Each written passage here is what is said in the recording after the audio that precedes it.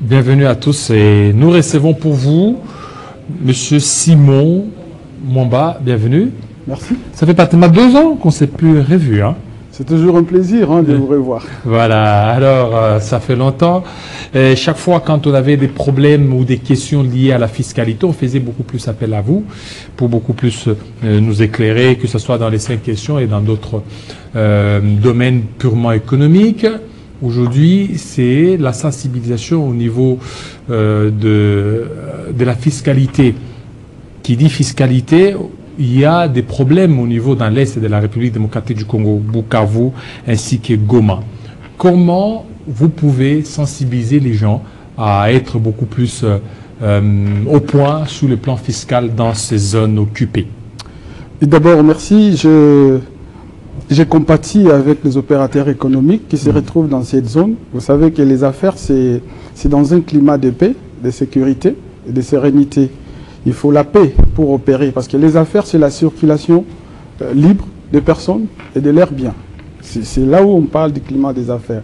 Aujourd'hui, nous avons un environnement paix favorable aux affaires. Et ce que je peux dire pour cette zone-là, eh bien, nous pensons que les pouvoirs en place, les pouvoirs publics, vont trouver des solutions pour que nos opérateurs, nous avons un bon nombre d'opérateurs économiques qui sont membres de la COPEMECO, qui sont affectés par cette situation de guerre.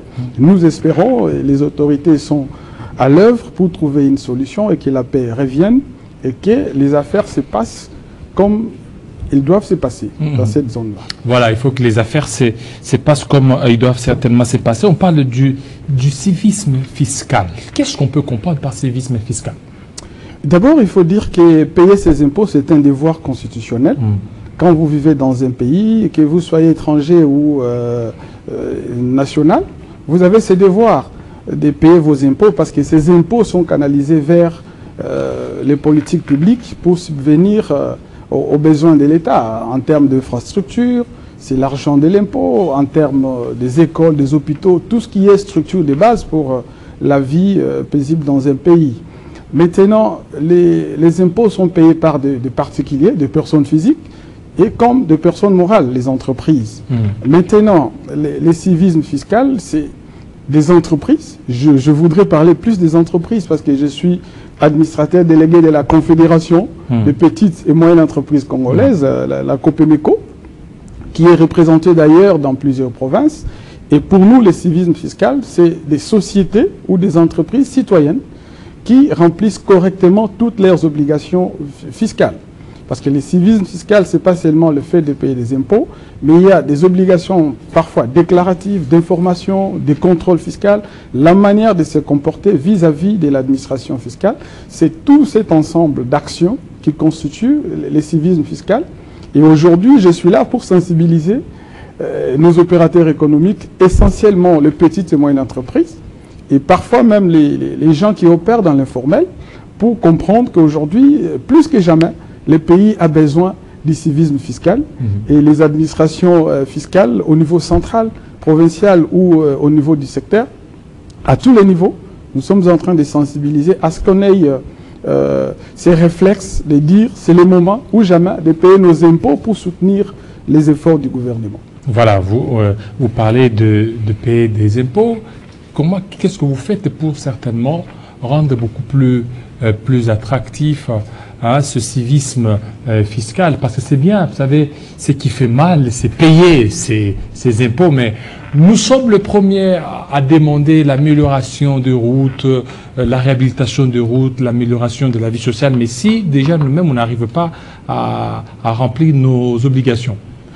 D'accord, c'est vrai que je n'aurai peut-être pas le temps d'étaler ici la pédagogie fiscale, mais je voudrais vous dire que nous, au niveau de la COPEMECO, nous saluons déjà les réformes qui sont en cours au niveau de certaines administrations. Par exemple, la Direction générale des impôts, nous saluons les efforts fournis par les DG actuels qui, sur sa table, il y a beaucoup de réformes.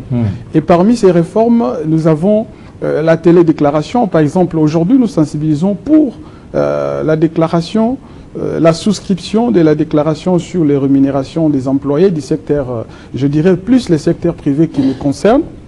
Alors, ces réformes visent à augmenter ou la capacité de la DGI à élargir l'assiette fiscale.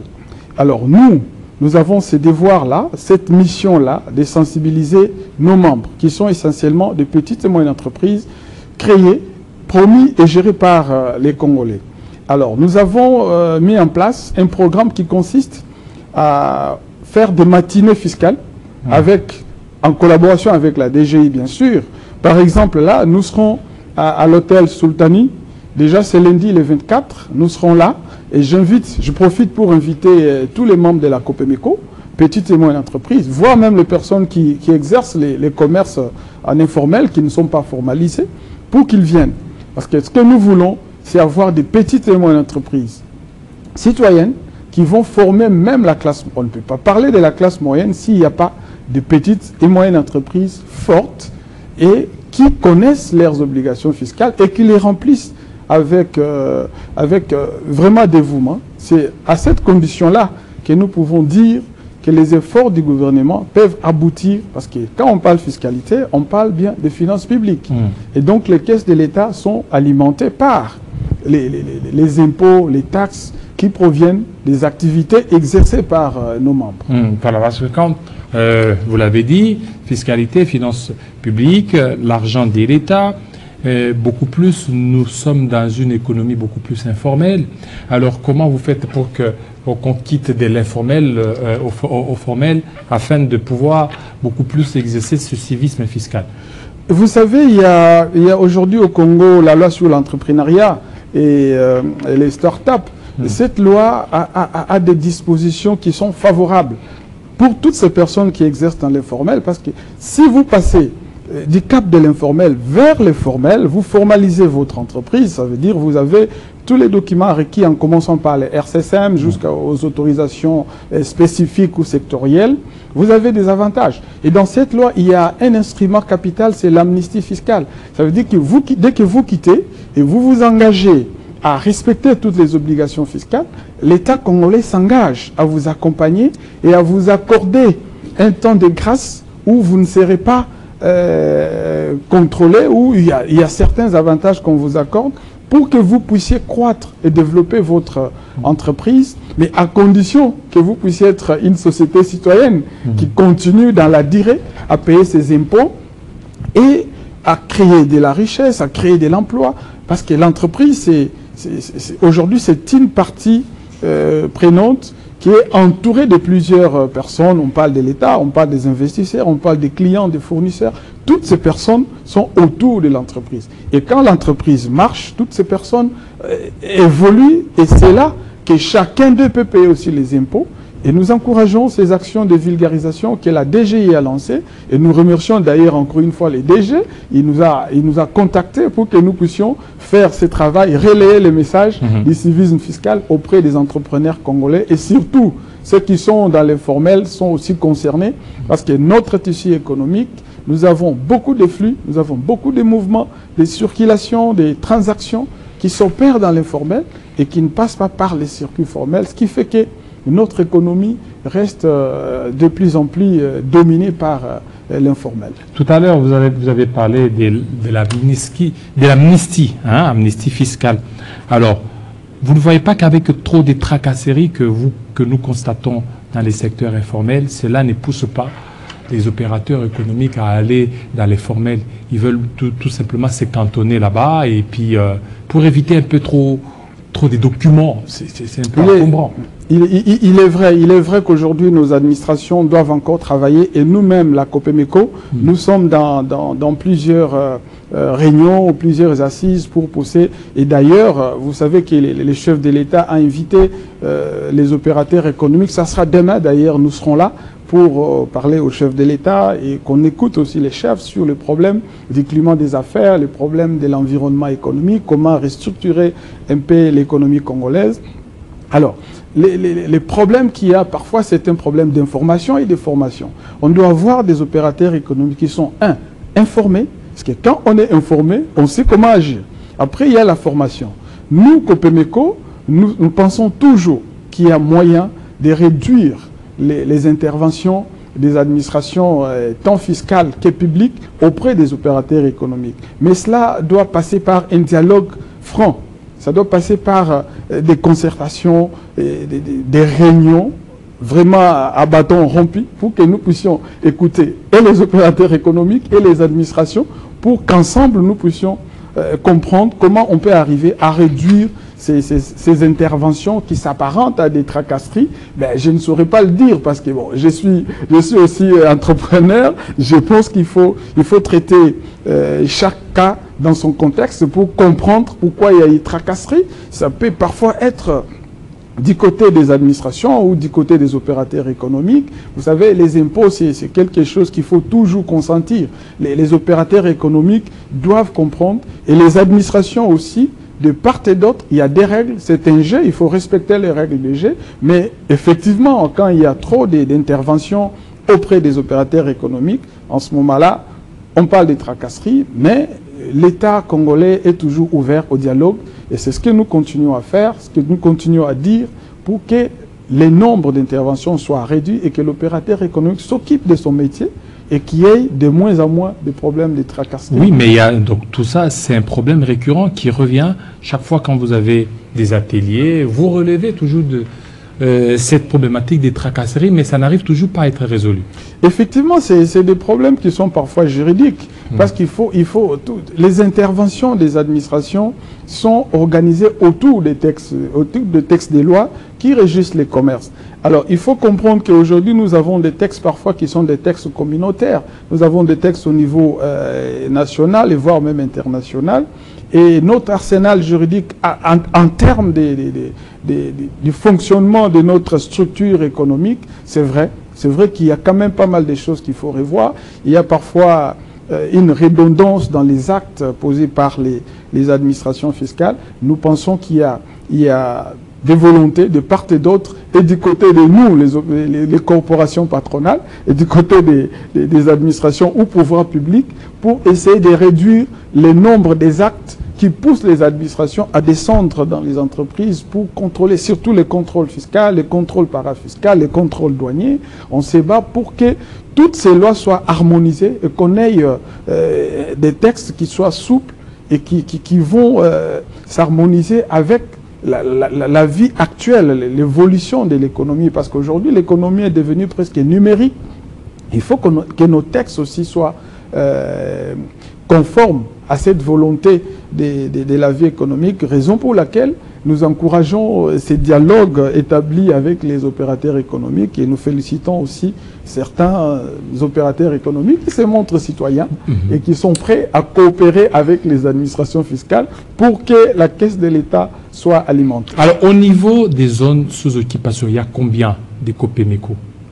La Copemeco est représentée dans cette zone-là. Nous avons une fédération parce qu'au niveau national, nous avons la confédération et la confédération est constituée de fédérations. Dans chaque province, vous avez une fédération de la Copemeco. Et les opérateurs économiques, et je vais vous dire, vous savez, l'obligation de s'affilier à l'organisation patronale de son choix, c'est connu, c'est légal.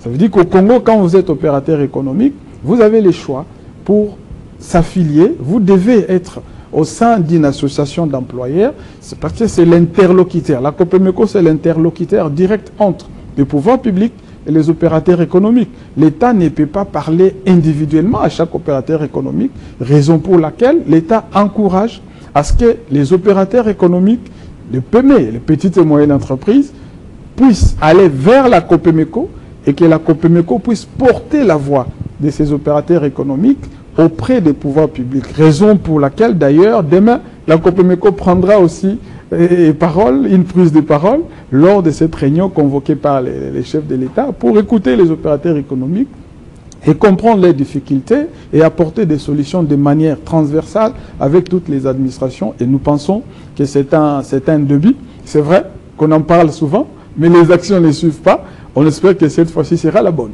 Alors maintenant, par rapport à aux opérateurs économiques, ma question, je reviens seulement à ceux qui sont dans des zones sous occupation. Comment vous faites? Est-ce que vous êtes en contact avec eux? Et est-ce qu'ils étalent leurs difficultés? Et vous, en tant qu'à la tête de cette confédération, vous faites quoi? Est-ce qu'il y a aussi des exonérations? Parce qu'il y a un fait, c'est la guerre. C'est la guerre. Et comment, pratiquement, vous traitez avec eux? C'est vrai que cette zone-là, normalement, l'État congolais devrait prendre ses responsabilités pour déclarer cette zone-là, c'est une zone sinistrée. Voilà, et les opérateurs économiques qui sont affectés du fait de la guerre devraient normalement s'approcher de l'État pour faire des déclarations, pour expliquer ce qu'ils ont perdu. Et nous allons, dans les jours qui viennent, déposer notre mémo parce que beaucoup de nos opérateurs économiques ont été affectés. Ils sont presque à l'arrêt de leur activité. Il y en a qui ont quitté la zone, laissant derrière leur business, leurs activités. Nous espérons qu'au moment opportun, et quand il y aura un temps de paix, nous allons déposer notre mémo auprès du gouvernement. Mais nous sommes en contact avec les opérateurs économiques. Nous les encourageons à préserver d'abord la vie, parce que sans vie, il n'y a pas de business. Oui. Nous les encourageons à préserver la vie. Et après ces temps de difficultés, nous espérons qu'il y aura des mesures, parce que même la loi autorise à ce qu'une entreprise en difficulté puisse approcher l'État, pour que l'État puisse prendre des mesures idoines à ce que... Il y en a qui peuvent être indemnisés, il y en a qui sont... Raison pour laquelle l'encadrement que nous faisons à la COPEMECO consiste aussi à souscrire parfois des assurances. Nous conseillons parfois les opérateurs économiques qui œuvrent dans cette zone-là à être prudents. Il y a des formes des assurances qui peuvent être souscrites pour essayer Comme quoi, par exemple? Et par exemple, quand vous avez, je vais dire, une usine dans cette zone-là, vous pouvez souscrire à une assurance qui pourrait vous porter secours quand il y a des événements comme cela. Et nous espérons d'ailleurs que l'ARCA qui fait ce travail-là devrait quand même faire une vulgarisation de tous ces textes-là sur les formes des assurances qui existent. Normalement, les entreprises ont aussi cette obligation-là. Et donc, nous encourageons nos opérateurs économiques à toujours remonter les informations, les difficultés qu'ils rencontrent aujourd'hui sur terrain, pour que nous puissions constituer, rédiger notre mémo, prendre toutes les preuves, parce qu'il y en a aussi qui peuvent en profiter. Il y a toujours d'autres qui en profitent pour déclarer n'importe quoi. Mais nous connaissons nos entrepreneurs et nous demandons à tous ceux-là de recourir à la COPEMECO qui va plaider auprès du gouvernement pour qu'il y ait indemnisation, pour qu'il y ait réparation de certaines choses et que l'opérateur économique puisse retrouver quand même une vie normale après ces temps de difficultés. Est-ce que vous sentez que ça pèse, il y a un poids? Et si tel est le cas, la RDC perd combien de pourcentage, surtout avec cette situation de guerre? Je ne pourrais pas vous donner ici les statistiques, mais je pense que les affaires avec la guerre, ça ne marche pas. C'est vrai que bon, il y en a qui pensent aussi que les affaires, ce sont des opportunités pour faire les affaires. Effectivement. Mais ça dépend aussi des affaires. Alors, aujourd'hui, nous sommes en train de perdre. Je crois que toute cette zone-là, il y a beaucoup d'opérateurs économiques qui nous ont déjà écrit. Peut-être prochainement, je pourrais me présenter ici avec des statistiques, des dommages ou des pertes subies par nos opérateurs. Et toutes ces transactions qui sont arrêtées, ça constitue des manques à gagner pour les opérateurs économiques. Et dans le mémo qui sera déposé auprès des pouvoirs publics, nous allons essayer, dans la mesure du possible, d'avoir des précisions, des références, documenter tous ces faits-là pour que ces opérateurs économiques puissent bénéficier de l'accompagnement de l'État. C'est ce que nous demandons d'ailleurs parce que très souvent, ils sont délaissés. Et vous voyez, quand un opérateur économique qui a subi cette perte-là, s'il reprend ses activités et du coup, même pour payer ses impôts, il se dit, mais j'ai toujours payé mes impôts, mais je n'ai pas bénéficié de la protection de l'État. Toutes mes affaires ont été pillées, vandalisées. Et c'est là que nous sommes en train de les sensibiliser pour qu'ils viennent vers la structure qui les encadre et qui va parler au nom de ces opérateurs-là auprès du pouvoir public. Parce qu'on en a reçu beaucoup de témoignages, surtout ceux qui sont au niveau de l'Est, là, des grands opérateurs économiques qui ont été victimes des pillages et tout ça. Ils demandent comment ils peuvent certainement récupérer cela. Alors, les petites et moyennes entreprises, une fois qu'elles parviennent à adhérer au niveau des COPEMECO, qu'est-ce qui va militer pour qu'elles deviennent vraiment des membres? Qu'est-ce qui est comme leur mission à leur faveur? Vous avez la COPEMECO, c'est un syndicat patronal pour les petites et moyennes entreprises. C'est des petites entreprises qui sont créées par les Congolais, promues par les Congolais, dirigées par les Congolais. Il y en a créées par des mamans, voire même les jeunes. Alors la COPEMECO, la mission première de la COPEMECO, c'est d'abord l'encadrement de ses membres et la défense des intérêts de ses membres. Et dans l'encadrement, vous avez la sensibilisation. Parce que quand il y a, par exemple, de nouvelles lois, aujourd'hui, on parle de la facture normalisée, on parle de la télédéclaration.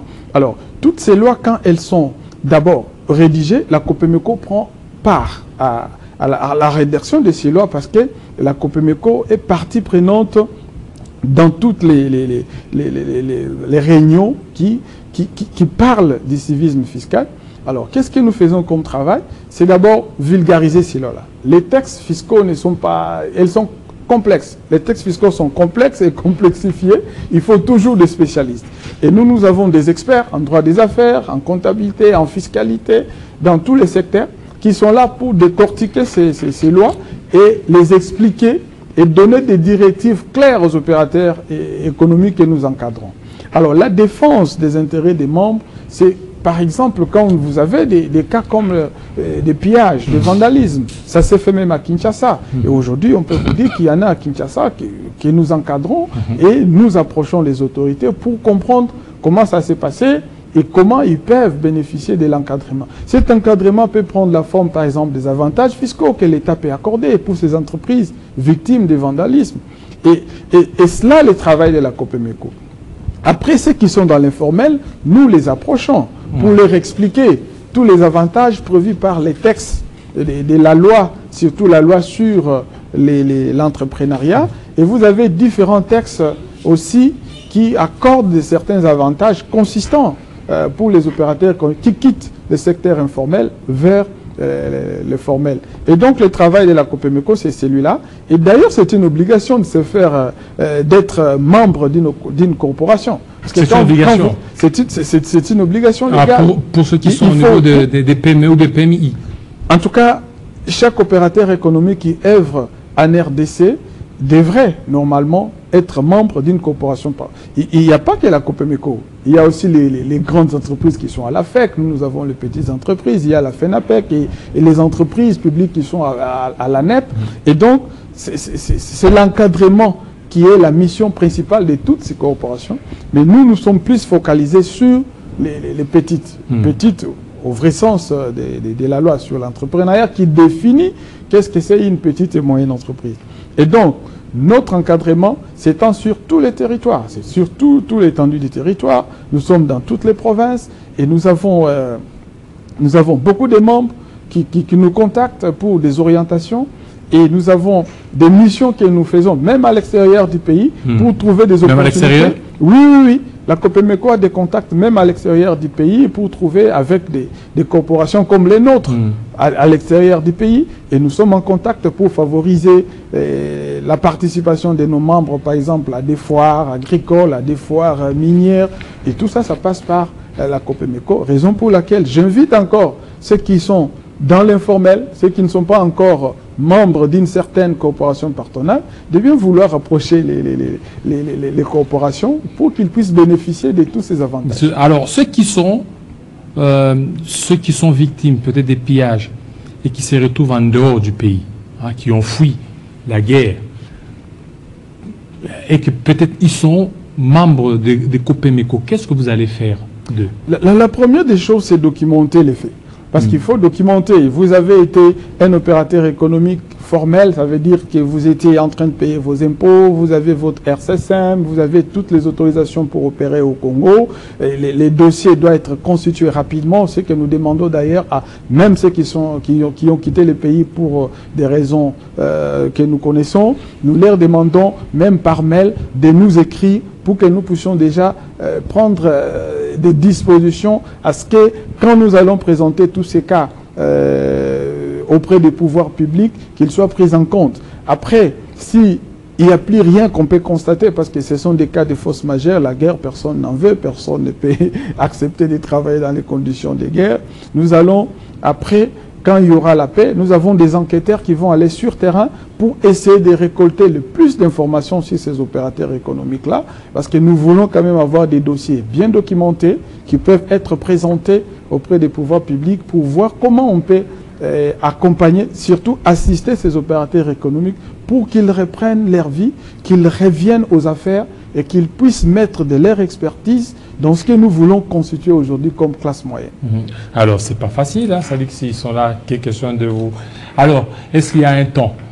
Il y a un temps, c'est que ceux qui partent suite à la situation peut-être d'insécurité, 7 ans, 8 ans, ils peuvent revenir et puis retrouver tous ces avantages où il y a d'autres mécanismes pour pouvoir recouvrer cela. Nous devons les déclarer d'abord. Il faut d'abord se faire connaître auprès des structures qui vous encadrent. Il faut se faire connaître. C'est après, parce que nous ne pouvons pas aller individuellement exposer ces cas-là. C'est un cas collectif. C'est pour cela, c'est ça même le rôle de la COPEMECO, c'est défendre collectivement les opérateurs économiques. Et donc, si vous vous faites enregistrer comme étant victime de la guerre ou des vandalismes ou des pillages, en ce moment-là, nous sommes au courant et nous allons essayer de vous contacter, avoir plus d'infos, documenter votre dossier et les présenter. Parce que nous ne pouvons pas présenter un dossier verbalement. Il faut qu'on ait des documents qui certifient que cet opérateur économique avait tel commerce dans tel coin et il a été pillé en telle date et il a perdu autant. Et en ce moment-là, nous allons présenter ça auprès des pouvoirs publics. Mais les temps, il n'y a vraiment pas une limite. Mais les plus tôt seraient les mieux. Il faudrait que la COPEMECO soit au courant de ses membres qui sont victimes de la situation que nous vivons. Alors, il faut quoi pour être membre?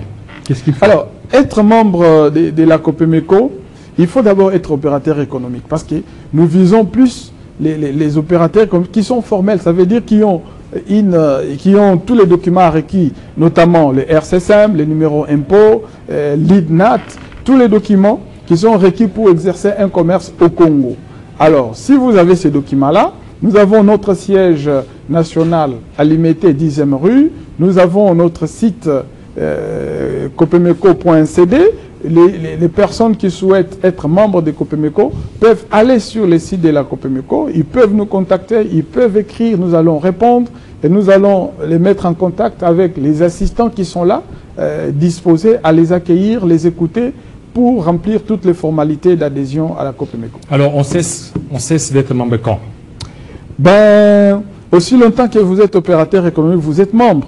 Mais après, nous avons des statuts qui organisent la perte de la qualité des membres. Mais quand vous n'êtes plus, par exemple, quand vous n'êtes plus opérateur économique, vous êtes radié, par exemple, au guichet unique de création d'entreprise, votre RCSM a été radié, ben, vous n'êtes plus membre parce que vous n'exercez plus. L'objectif, c'est réunir, c'est une association des hommes d'affaires au niveau de petites et moyennes entreprises. Et donc, si vous n'avez plus d'activité, vous ne pouvez plus être membre, mais il y a d'autres conditions qui peuvent faire, d'autres situations, circonstances, qui peuvent faire qu'un membre puisse perdre la qualité d'affilié à la COPEMECO. Je ne pourrais peut-être pas là. Par exemple, nous parlons des sociétés citoyennes. Alors, quand vous êtes membre de la COPEMECO, vous devez respecter toutes les obligations. Alors, ces obligations partent des obligations juridiques, les obligations comptables d'un commerçant, les obligations fiscales et les obligations sociales, par exemple. Vous ne pouvez pas être membre de la COPEMECO si vous ne respectez pas la législation sociale.